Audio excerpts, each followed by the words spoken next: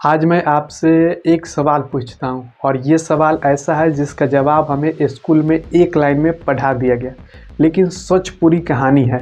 सवाल ये है कि रिपब्लिक डे 26 जनवरी को ही क्यों होता है, 15 अगस्त को क्यों नहीं।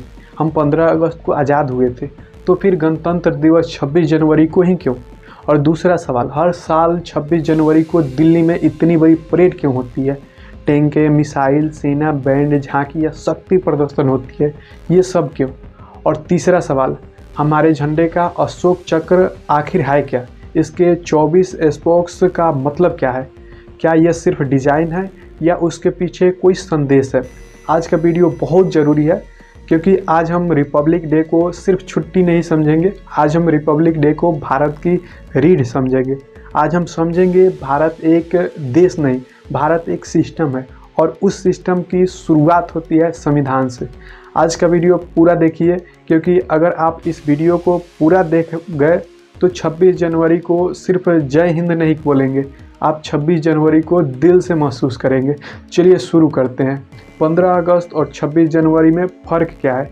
सबसे पहले ये समझिए कि 15 अगस्त इजकल टू आज़ादी और 26 जनवरी इजकल टू सत्ता। यानी 15 अगस्त 1947 को भारत अंग्रेज़ों के शासन से मुक्त हुआ था, लेकिन उस दिन भारत के पास अपना संविधान नहीं था। भारत आज़ाद हो तो गया था, लेकिन भारत के पास अपने नियम नहीं थे। भारत आज़ाद तो हो गया था, लेकिन भारत का सिस्टम अभी बनना बाकी था।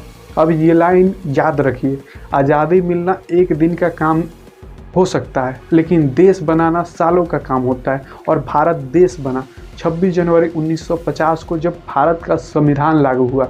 रिपब्लिक का मतलब क्या होता है, बहुत लोग रिपब्लिक का मतलब नहीं जानते। रिपब्लिक का मतलब ये नहीं कि आप सिर्फ झंडा फहराते हैं। रिपब्लिक का मतलब होता है देश का मालिक कोई राजा नहीं, देश का मालिक कोई अंग्रेज नहीं, देश का मालिक कोई तानाशाह नहीं, देश का मालिक जनता है।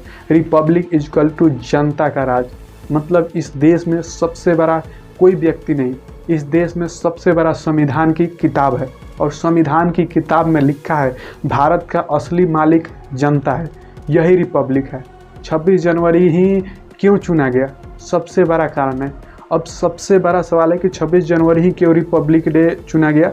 तो अब ध्यान से सुनिए, 26 जनवरी का तारीख भारत के लिए पहले से ही खास थी, क्योंकि 26 जनवरी 1930 को भारतीय राष्ट्रीय कांग्रेस ने पूर्ण स्वराज की घोषणा की थी।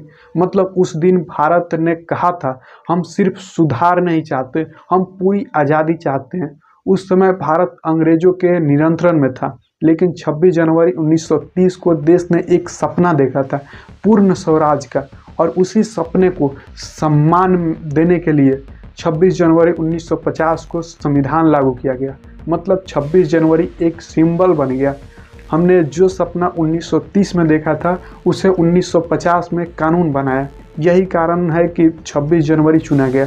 26 जनवरी 1950 को भारत में क्या बदल गया, अब बहुत ध्यान से सुनिए। 26 जनवरी 1950 से पहले भारत डोमिनियन था, मतलब देश आज़ाद था, लेकिन सिस्टम पूरी तरह अपना नहीं था। और सबसे बड़ा बदलाव हुआ भारत का सिविलियन रीजन पब्लिक बना।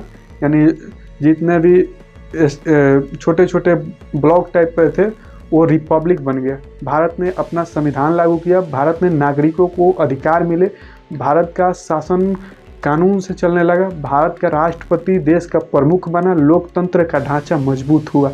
इस दिन भारत ने दुनिया को कहा, अब हम अपने नियम खुद बनाएंगे, अब हम अपनी जनता के हिसाब से देश चलाएंगे। ये सिर्फ दिन नहीं था, ये नई भारत की शुरुआत थी। संविधान सिर्फ किताब नहीं, भारत की सांस है। आज बहुत लोग संविधान को बस एक भारी भरकम किताब समझते हैं, लेकिन सच ये है कि संविधान भारत की सांस है, क्योंकि संविधान तय करता है देश कैसे चलेगा, सरकार की सीमा क्या होगी, नागरिक के अधिकार क्या होंगे, न्याय कैसे मिलेगा, कानून कैसे बनेगा, शक्ति किसके पास होगी और शक्ति का नियंत्रण कैसे होगा। अगर संविधान नहीं तो भारत भी नहीं। झंडा क्यों ज़रूरी है, सिर्फ कपड़ा नहीं है झंडा। अब हम आते हैं तिरंगे पर। हमारे लिए झंडा सिर्फ कपड़ा नहीं है, झंडा एक पहचान है। तिरंगे की 3 रंग, केसरिया जिसमें साहस और बलिदान की निशानी है, सफ़ेद शांति और सत्य की, हरा समृद्धि और उम्मीद की। ये तीनों रंग भारत के स्वभाव हैं। और बीच में अशोक चक्र, और यही अशोक चक्र भारत की सबसे बड़ी सीख है। अशोक चक्र असली अर्थ क्या है? अशोक चक्र सिर्फ डिजाइन नहीं है, अशोक चक्र एक संदेश है। रुकना मौत है, चलना जीवन है। अशोक चक्र का मतलब है प्रगति, कर्म, गति और जिम्मेदारी। इसके 24 स्पोक्स का मतलब माना जाता है कि जीवन का 24 घंटे जैसा नियंत्रण चलना, या 24 गुण आदर्श जो इंसान को सही बनाते हैं। लेकिन एक बात क्लियर है, अशोक चक्र का मैसेज ये है कि भारत को रुकना नहीं है, भारत को आगे बढ़ना है। यही रीज़न है कि हमारे झंडे में चक्र है। चक्र इजकल टू आगे बढ़ने की ताकत। रिपब्लिक डे परेड क्यों होती है? अब सबसे बड़ा सवाल है कि परेड क्यों? हर साल 26 जनवरी को दिल्ली में इतनी बड़ी परेड, ये दिखाता है, ये दिखावा नहीं है, ये परेड एक संदेश है कि परेड का मतलब भारत तैयार है, भारत संगठित है, भारत की सेना मजबूत है, भारत की सांस्कृतिक विविध है, भारत का लोकतंत्र जिंदा है। रिपब्लिक डे पर परेड इसलिए होता है ताकि दुनिया देखे भारत सिर्फ शब्दों से नहीं, भारत सिस्टम और शक्ति से चलता है। परेड में सेना क्यों दिखती है? अब सुनिए, कुछ लोग बोलते हैं 26 जनवरी को सेना क्यों? क्योंकि रिपब्लिक का मतलब है जनता का राज, और जनता की सुरक्षा की जिम्मेदारी है भारतीय सेना की। जब देश अपना संविधान लागू करता है तो उसे उसकी रक्षा भी करनी पड़ती है। परेड का मतलब है हम शांति चाहते हैं लेकिन कमज़ोर नहीं है। भारत का मैसेज होता है हम शांति के पक्ष में हैं लेकिन हम कमज़ोर नहीं हैं, हम अपने देश की रक्षा कर सकते हैं। यही परेड की असली भाषा है। झांकियाँ क्यों निकलती है?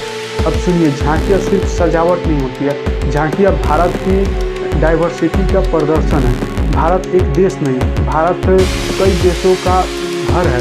भाषा का, संस्कृति का, पहनावा का, परंपरा का, कला का, कृषि का, विज्ञान का, शक्ति का प्रतीक है। झांकियाँ भारत को दिखाती है हम अलग हैं लेकिन हम एक हैं, और यही भारत की सबसे बड़ी ताकत है, यूनिटी इन डाइवर्सिटी। 26 जनवरी को असली मतलब अधिकार प्लस जिम्मेदारी। अब एक बहुत ज़रूरी बात, 26 जनवरी सिर्फ अधिकार का दिन नहीं है, 26 जनवरी जिम्मेदारी का दिन है। क्योंकि संविधान हमें अधिकार देता है लेकिन संविधान हमसे मांगता भी है नागरिक का कर्तव्य। भारत में बहुत लोग कहते हैं मेरा अधिकार, लेकिन बहुत कम लोग पूछते हैं मेरा कर्तव्य क्या है। रिपब्लिक डे का मतलब है आप सिर्फ मांगने वाले नागरिक नहीं, आप देश बनाने वाले नागरिक हैं। अगर संविधान न होता तो भारत कैसा होता? अब इस वीडियो का सबसे मजबूत सवाल है, अगर संविधान न होता तो भारत कैसा होता? सोचिए, हर राज्य अलग कानून बना देता, हर नेता अपनी मर्जी चलाता, कमज़ोर लोगों का कोई सुरक्षा नहीं, न्याय की कोई गारंटी नहीं, देश टूटने की कगार पर होता। संविधान ही वो चीज़ है जो भारत जैसे विशाल देश को एक धागे में बांधता है। संविधान ही भारत का बंधन है। रिपब्लिक डे पर हमें क्या सीखना चाहिए? अब सुनिए, रिपब्लिक डे से हमें 5 सबसे बड़ी सीख मिलती है। देश का मालिक जनता है, कानून सबसे ऊपर है, अधिकार के साथ कर्तव्य जरूरी है, विविधता हमारी ताकत है, भारत को आगे बढ़ना रुकना नहीं है। ये सिर्फ भाषण नहीं, ये भारत की जीवन तंत्र है। आज के समय में रिपब्लिक डे और ज़्यादा ज़रूरी क्यों है?